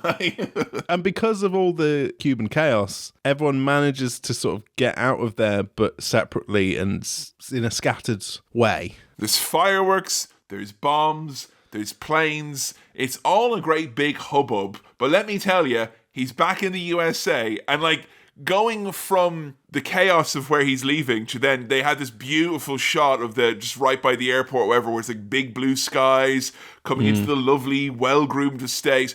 There's a lot of times where they give you this beautiful, contrast of imagery. And yes, whatever's happening in Cuba is no longer any problem of his, because he simply got on a plane and is left. He finds out very sadly that his wife has had a miscarriage, which is the note that we leave it on when we move back to the old country. We go back. And oh no, little baby Fredo's sick and he's got a really weird dick. What was going on with that thing? It looked like a like from fucking Zelda. It was awful. I'm allowed to say that because I was premature. So was I. Are we getting into this contest again? How many weeks were you premature? Oh, I don't know. Can't remember now. Joe has this theory, because you and I are both premature, but we're also both big strapping men, that it somehow kind of gave us kind of a, if you in Dark Souls you can pick kind of a weaker build at the start, but in the long run it pays off. I kind of feel like sure, our mothers made that choice on our back. It's a strong build from... Look, once he levels up, he'll be fucking huge. Yes. He'll be... The Black Hand, the extorter guy, the proper villain piece of shit. Fuck me. I rewound this do you know how much it takes for me to rewind a movie this long? 3 hours, 20 minutes. Let's have another look at that. He pops into this guy's car and goes, bah! Such a cartoonish piece of shit. And he puts the squeeze on my man Vito. He knows that they got a little racket going. He wants to wet the beak. Maybe you give me $200. Maybe I don't tell on you to the police. Maybe I don't kill you and your family. Anyway, good talk. And Vito is like, look, lads. They were like, let's just fucking pay him and move on. He's like, I'm going to try and reason with this guy. I think I can make him an offer he can't refuse. He does the line. He looks in the camera and goes, I'm the Godfather from the first one. And then we have the little meeting. I'm Don Vito, and welcome to Godfather Part II. Don's gonna be what? I'm going to make Don an offer he can't refuse. I'm gonna stick 16 billion balls up my ass and I'm gonna tell him he can watch. There's no way he can do that. You'll come to me on this, the day that I set up a prank so that Don Vito gets pudding all over his pants. On this day, you know I cannot refuse your request. Jake something. Rab himself, you know I can't.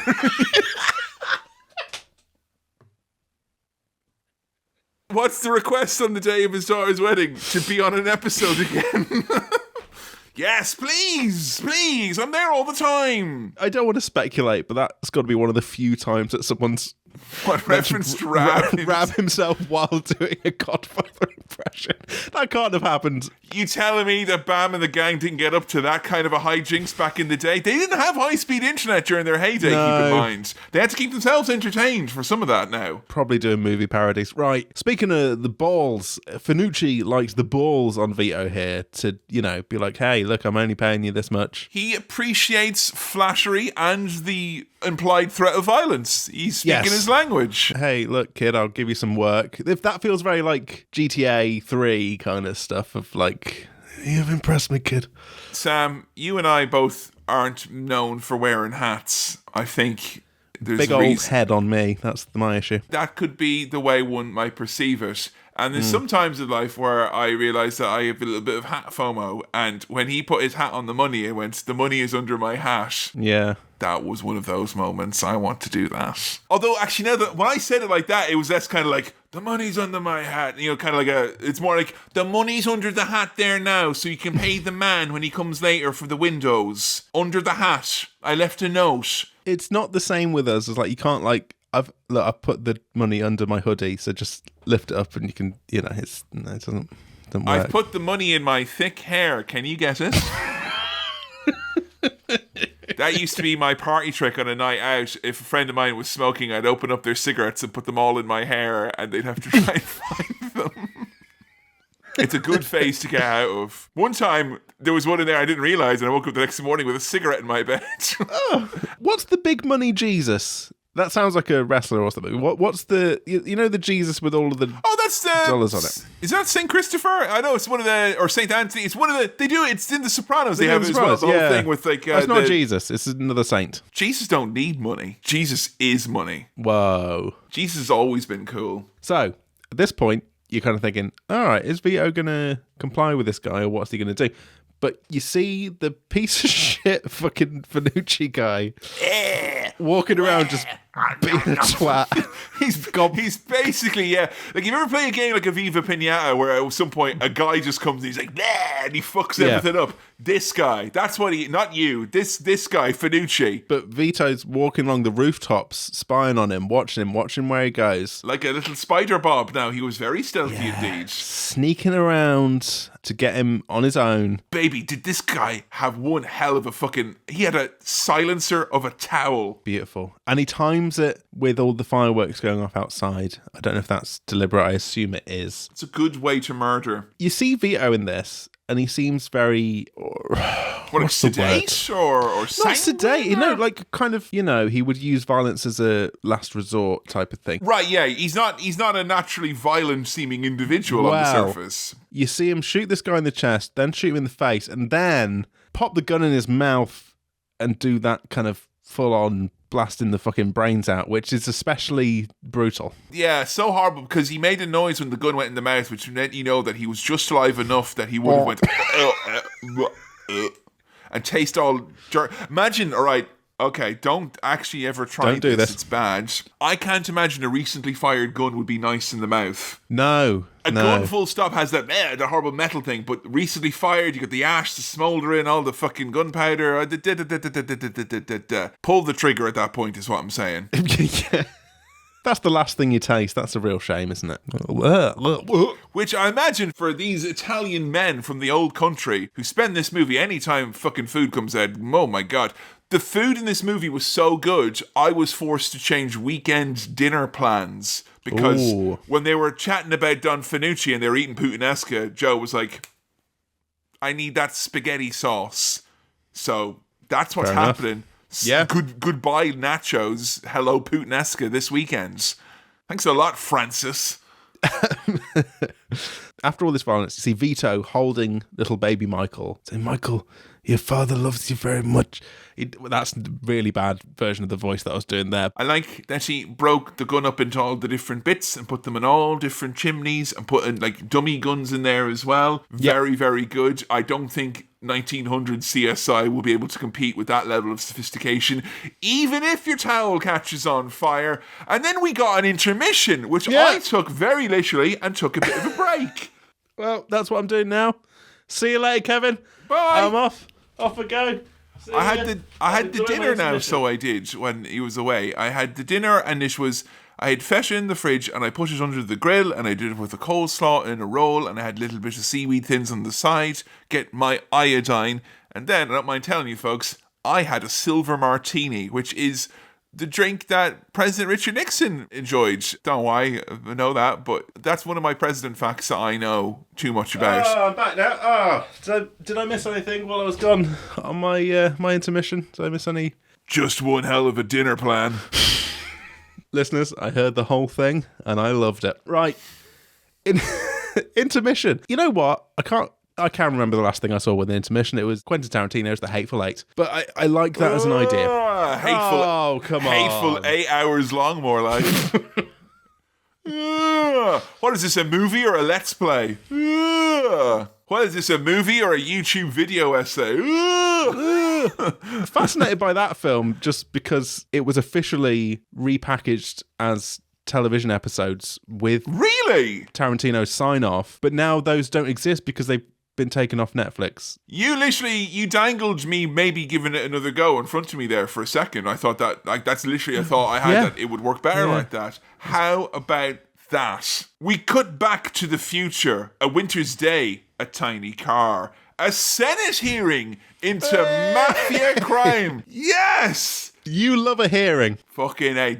I like a judiciary hearing. I love a Senate hearing. I like an inquest. I love a tribunal. Is it because when I was growing up, it was against the backdrop of the famous Mahon tribunal in Ireland?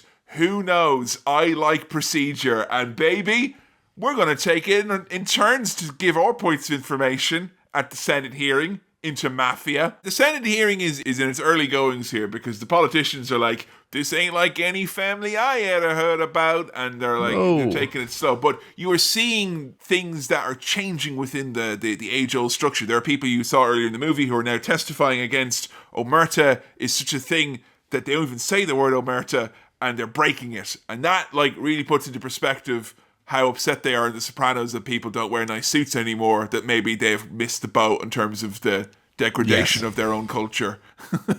We get a little bit of Michael going to see his mum and saying, Mum, things are all different now, aren't they? They were different back when Dad was about. What was that like? Oh, Mum. Oh, Mum.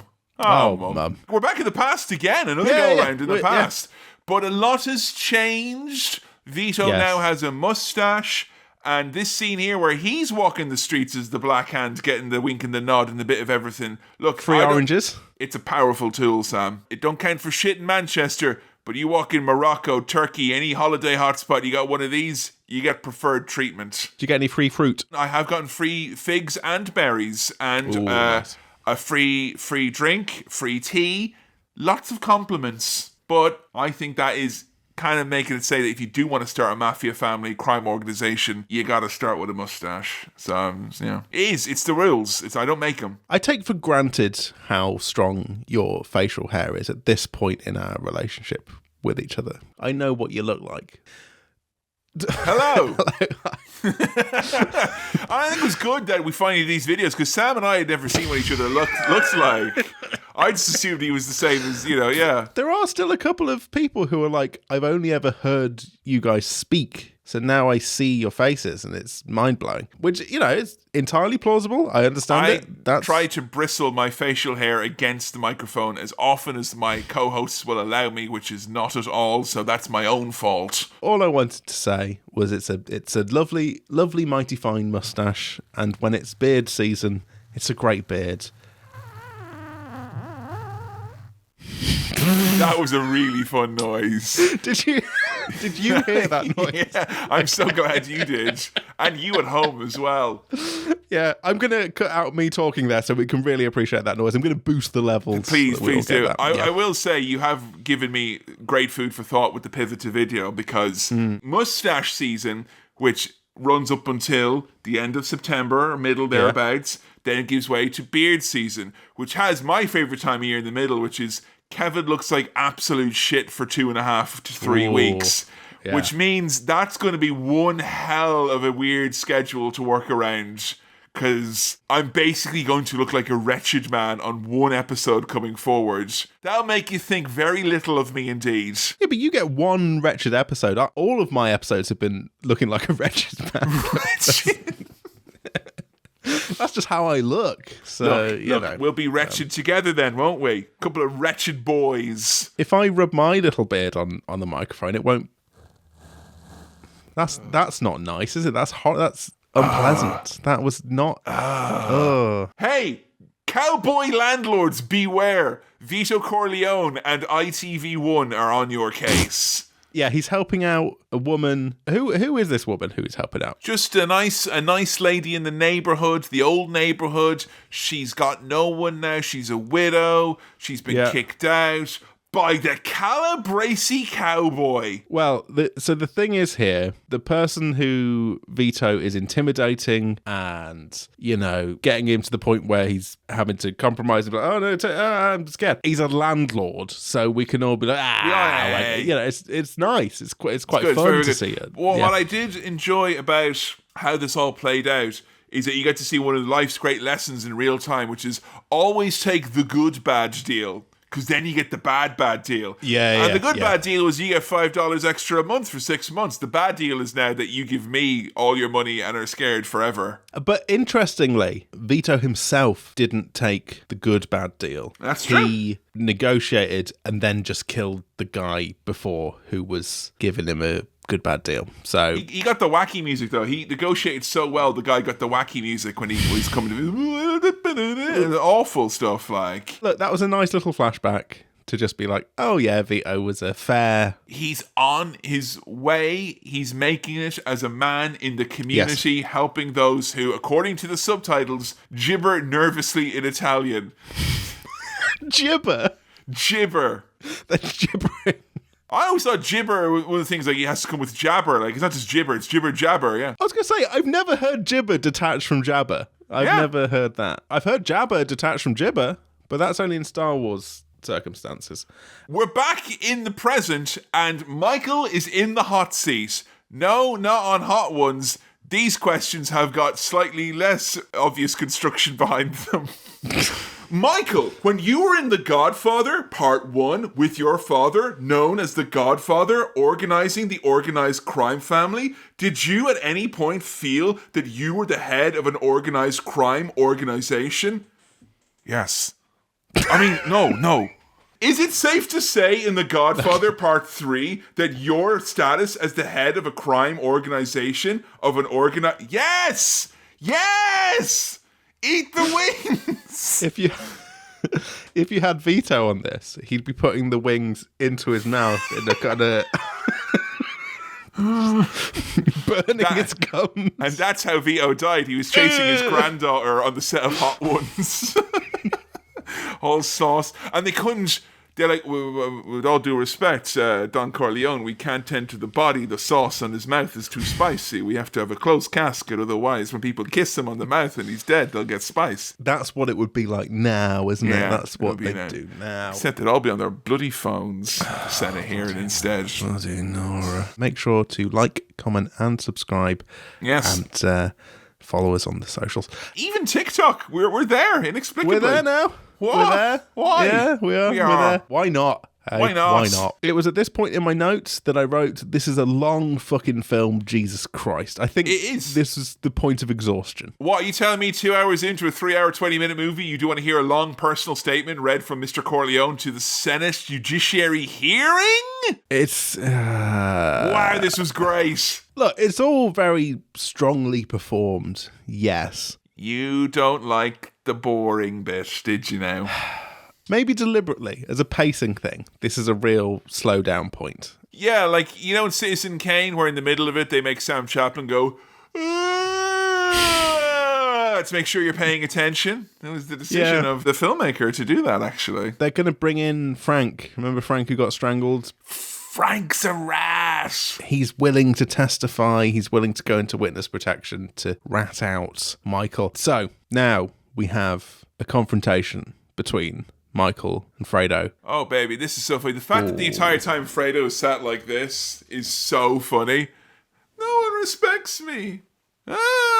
He's the oldest. Don't remind us, you fucking loser. Jesus Christ. He gets to do a great bit of pathetic shouting about feeling overlooked as the older brother.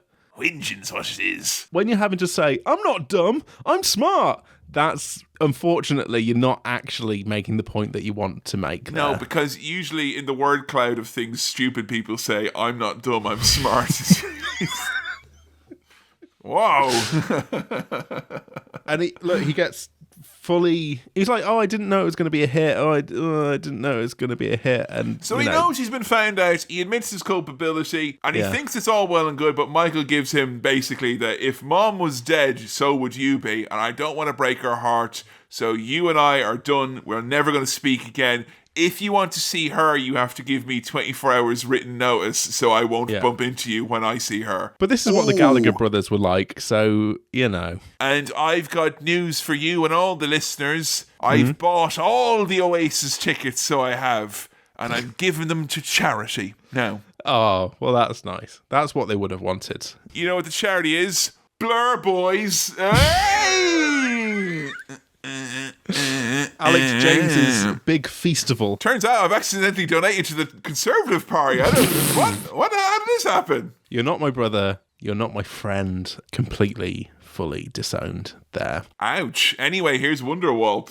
It's Frankie's big day. It's time to rat. And you know what I love about him and everyone else who's a gangster in this movie or any decent bit of gangster media? Yeah. He's a charmer. And you see Frank at the start, and he's literally like, looks like warmed over shite, drinking from a hose like a smelly old dog, drunk on swish, knocking everything over. Here, he's fucking charming as can be. He comes in like, oh, it's like a ball game. Everyone's, hey, I love Mafia. To be honest, all of the gangsters are kind of like that in these sorts of heroes. They're all just taking the piss and having a laugh and being funny. And they're getting laughs in the room. They're charming, disarming, and also armed, generally speaking. Like, you know, which is, honestly, if you're going to work a room, that's the way to do it. But what Michael has done, he's brought in Frank's brother from the old country to come and sit in on the hearing. Hell of a look in him, huh? Jesus. And has just sat next to him. And Frank sees this. And the way that Frank contradicts his sworn affidavit. I like to lie. You know, I let him make stuff up. I don't know. It's amazing to just be like, fabulous. Oh, it was a lie. You know, brilliant stuff. I know, it's not not me to say, and I'm sure there's a great deal of frustration in America with the slow pace of politics and the difficulty and partisan inquiries and how stuff gets done. But come on, we all want a few more Senate hearings disrupted because the guy's like, I just made it all up. Like, Mark Zuckerberg, I have very little time for, but if he came in and was like, I don't know, I made it all up, I don't need to tell you. I made it. Facebook's not real. I made it up. But, you know, but we've got a sworn affidavit. I don't know. I didn't tell you. I made it up. But we're in the metaverse now. No, it's just... You said there'd be legs. I lied. I don't know. I made it up. I just wanted a platform for racist children to go on somewhere with no consequences and no legs. Their plan to intimidate the witness has fucking worked gangbusters. It's been a smashing success. Like, they didn't even need to metaphorically flex. They just had an old man there. That's great. Whoever's leading the Senate hearing, they're like the senators, I guess, are like, oh, also the guy who they intimidated before, or the guy who they framed for the death of the lady at the brothel. Dirty senator. I think that Michael Corleone is a good guy. He's brilliant. I have to leave now. Yeah, he's like, Michael Corleone is such an exemplary American. The only problem is that being Italian American, the standard of average person with which we would compare him to is so high, he seems almost ordinary. Thus is the exemplary nature of the Italian American. Salt of the earth, I want to go now, please. I won't kill any more prostitutes. So they've just basically fully blagged their way through this and sorted it out and done intimidation tactics to make sure everything goes their way. So you think, okay, Michael's, it's a home run here. Good job. Except his family life. Oh yeah, Kay's not happen. Ooh. And you want to talk about Kay's good cooking? She cooks Michael good and proper here, where she's like, by the way, I'm taking the fucking kids. I don't love you. I feel nothing for you anymore. And that wasn't a miscarriage. It was an abortion. And I thought, Jesus Christ, another relationship ruined by some 41. Even back then. She's listening to that being like, these lads have a fucking strong point to make, but they're making it well. But, I mean, she really hammers that point home. The whole, it was a son. I knew it was a son. And she says as well, I did it to stop there being, more of you. Your lineage is at odds with, humanity, essentially. Jesus fucking Christ. And he was thinking, one good holiday will sort out any problems we're having.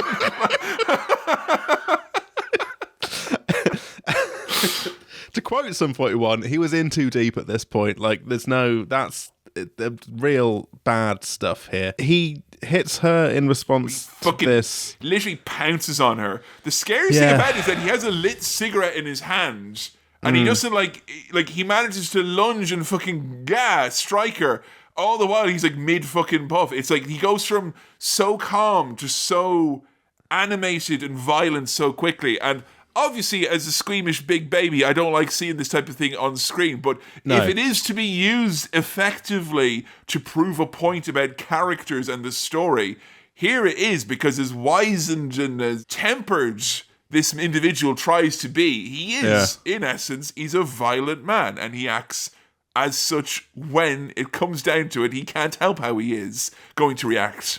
So, this scene here of two characters who know each other extremely well, two people in a relationship who know each other extremely well, and have realised that they don't love each other and they arguably hate each other, and they just press the big red button and just fucking go for it in the worst way possible.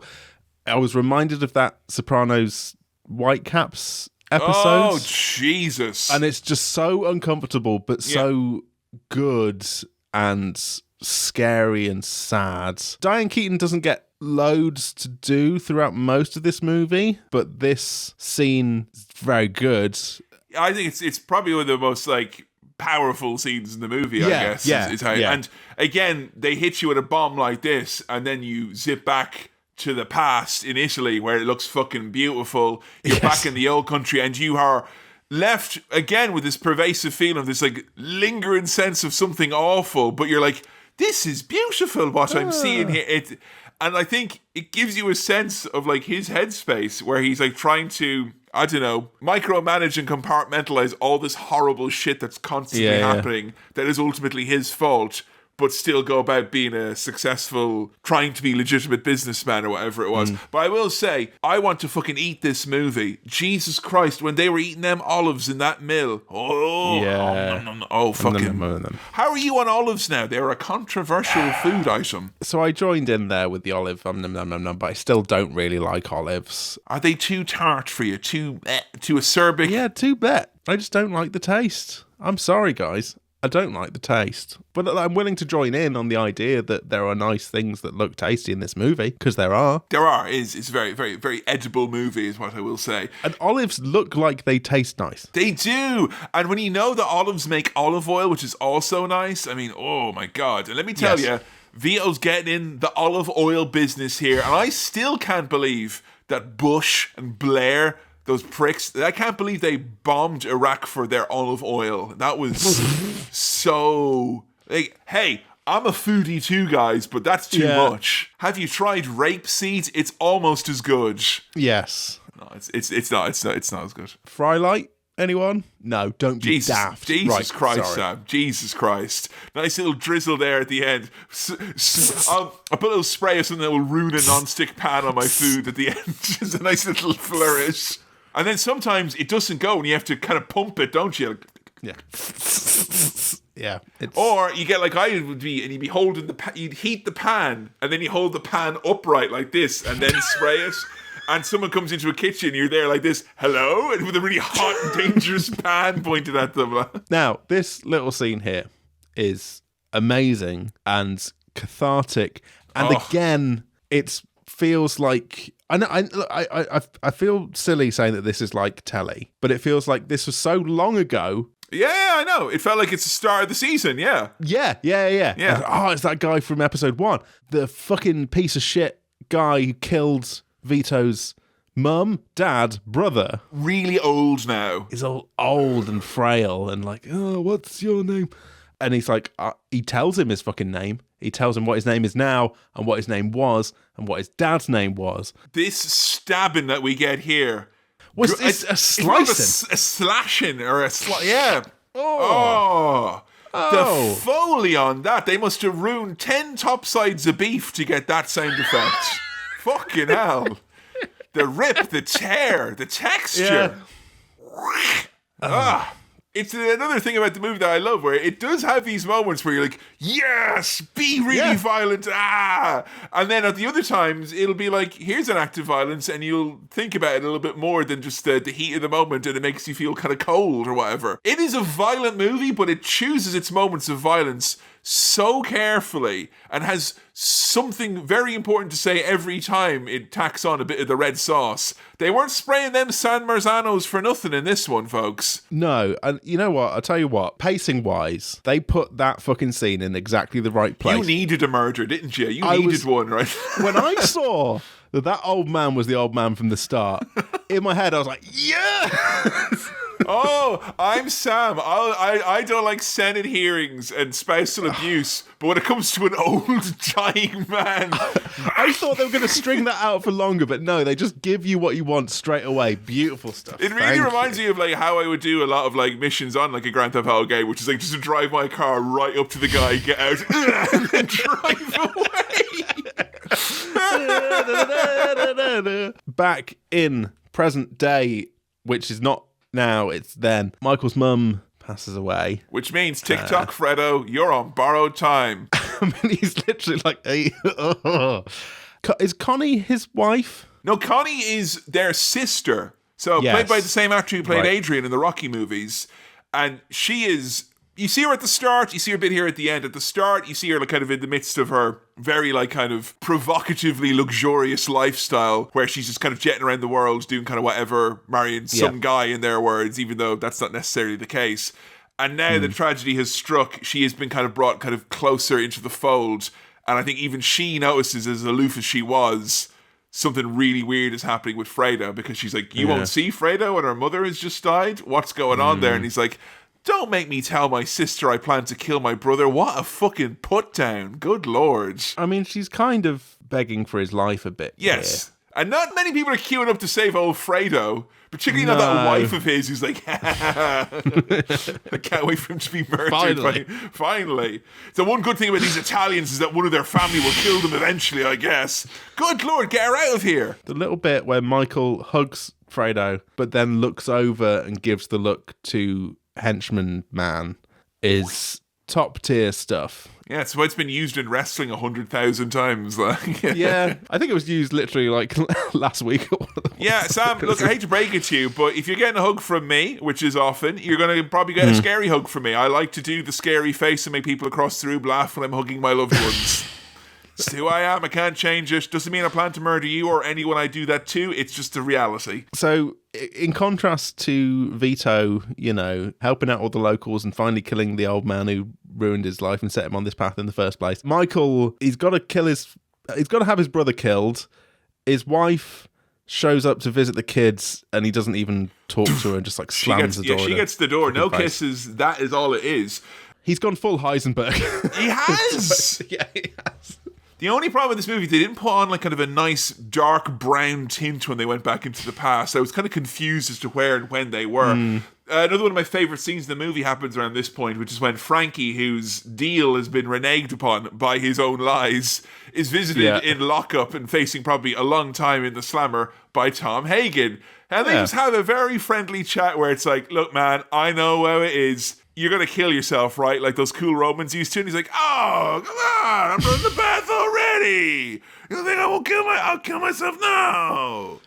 Oh, and like the fact that they're like, it's an honor that you agree to kill yourself. Like they're hey, the big hugs, smoking cigars, like live it up. Now you do see the bathtub, and they do briefly pan over, and you can see that the bathtub was filled by a hose, so he went out the way that he would have. He was tub's worth. Nice. It's basically everyone dies at the end here. It's very like the end of the first movie, where you have all the problems seemingly insurmountable, one fell stroke, and it's the brazenness. Like he's told, Hyman Roth has been taken into custody. He tried to escape to Israel. He's been expedited back. So he's going to be like locked up. Like they say it's harder to kill him than the president, basically, at this point in time. And also Fredo has to be dealt with. And one after the other, all these things Bang, bang. just fall into place. Fredo, we're not going fishing. You're going to be killed. Yeah, and you didn't see him die, but you know that he is. Now, here's my question. Did you think he knew that that's what was happening to him? Because he's so nervous all the time. And he isn't as stupid as you instinctively want to believe he is. But I was intrigued to know if you thought that Fredo knew that even after the embrace at the funeral that he was in fact curtains. He seemed very nervous when his mum died, and there was maybe a kind of sense that he thought he might be able to win Michael back around. That hope was in his heart. If I could just catch that winning bass, maybe my brother won't murder me after all. But I've heard of sleeping of the fishes, but being murdered and thrown into the water to die with the fishes, it happened in The Godfather Part II. They actually had a plan here in the UK. That horrible Tory government wanted, instead of a sugar tax, they wanted to rename all Freddos Fredo bars. And they thought having a really a sad man going, would make kids go, feel weird and associate chocolate with feelings of inadequacy. And then they'd stop. Not like me and you growing up being like, Taz, Fredo, I don't recognize this one. Has he got We get, interestingly, our third timeline. We've had our two main ones, and then there's a little flashback to before Michael went off and joined the Marines. Yes, so it's just when America's announced it's going into World War II. So it's around the time of Pearl Harbor, one would assume. It is Don Vito's birthday, and I love this scene because every time I see this movie, I've convinced myself he's going to come back. I'm like, no, it won't be. It'll be like he'll be there, right? Even if he's not actually there, it'll be like Crispin Glover in Back to the Future. They'll bring in someone else. He'll be upside down, be like, hey, it's a celebration. It'll be all right. It's fine. It's legal. You don't have to pay him that way. But he's not there. But they do create the anticipation around him coming, and just the dynamic of the family, and seeing Sonny again as well, and how he kind of was very much, if he was around, Michael couldn't exist as he does. You see that because he just holds court over this table. Everyone from the date for Connie to Fredo trying to be nice, he shuts all that shit down. He's a different force to the rest of them. And Fredo was the one who wasn't calling out Michael for his plan here. He wasn't, because Michael, he wants to go and fight in the war, and he does actually have ambitions, and he's much like Vito in that he has ideals, but much like Vito, I think those were the most easily changed aspect about him to do whatever he needed to do. It's incredible to me, from an acting performance perspective, how much Al Pacino here manages to seem like this is ages ago in a completely without different CGI character. or apps or phones. But the personality, there's a bit where he stumbles over his words slightly, and you're like, oh shit, he was. The fact that he's constantly sipping on his glass of wine here, whereas in the movie, in the main timeline, he's always on club soda or water or things like that. He's always sober and straight and trying to keep his mind right. Whereas here, he's a little bit kind of more, I don't know, he just has kind of more of a spirit to him. And to cut from there back to him in the present, I think it's one of the strongest ends of a movie ever, because it's just a second or two of silence. The music gives way, and you just have them eyes on him again. And fucking hell, I get goosebumps just thinking about it. It's so good. Yeah. That is otherworldly performance, but I think also as well, just the direction to end it there, to give you a glimpse of what he was after what he became, was extremely powerful stuff. Wow. I mean, it was long, but it was good. I feel like you've said only good things about it. Yeah. Tell you what, there was a thing you said where you said it's breezier than you'd expect for a film this long. And it is. And it's engaging and enjoyable to watch. There are naturally going to be dips when it is 3 hours 20, but there were not as many as you would think. Or fear. And it's structured in a very nice... It's structured in pieces. Yeah. You get those flashbacks. It's digestible, I think, yeah. Do such a good job of not making this exhausting. It looks beautiful. The performances are great. Robert De Niro, new element in this. Brilliant. It's very, very good. I took it as a very strong indication of its quality that having just watched it, I felt the urge that I wanted to watch it again in not too long time. And Joe said the same thing. And I'm assuming you don't typically get this feeling with movies we've done for Swirl where you want to rewatch. But I feel like this enables so many things that you love, be it The Sopranos and other things in that genre. Yeah. It's made me want to rewatch the first Godfather. It's made me want to go back and watch that again. Which you gave, again, I'm going to say 5-star wipes to the first one. Wipes. Lifetime ago it was. That's a lot of pressure given... Comparison-wise, and I know it's a lot, it feels like forever ago. I think it is like 6 years ago, whatever it was. But compared to the first one, do you think you enjoyed it more? Same? Less? Do you think like it impacted you differently, would you say? Yeah. This sounds stupid. It's a different movie, but it's also the same thing. Right. A lot of sequels are retreads of where we were before. You definitely won't mix these two movies up in any way, shape or form. And it's doing something quite different. I'm not even sure if I enjoyed this more or less, but it's close. I would say that it's close. This is also longer, but I'm trying to remember if it felt longer than the first one, which was also very long. I feel like you've complained about the length less in this than movies that are a good deal short, like they're nearly an hour shorter than this. Yeah, but and I feel length. I think what we're coming on here is that length and context, and I guess digestibility or whatever it is, all play a factor in it. So I don't think it's necessarily a case that long equals bad. No. But if your film is long, you better have a pretty fucking good... I'm swearing a lot. If your film is long, you better have a pretty good grasp of pacing, and you better have a well-paced movie. Better pop an intermission in there, lads, is what we're telling you. That's what it's all about now, really. I feel like a good time has been had here. Dare I say, it lived up to its reputation, because it went in with a... not just the reputation of it being the great movie that it is, but your own personal reputation associated with this movie of the previous one being very good and a rare. Yeah. Not many 5-star wipes on this here podcast.